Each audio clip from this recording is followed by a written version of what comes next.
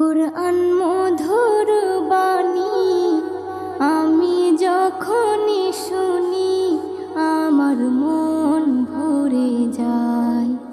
কুরআন মধুর বাণী আমি যখনই শুনি আমার মন ভরে যায়।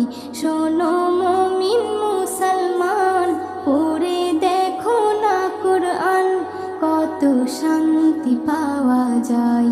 কুরআন মধুর বাণী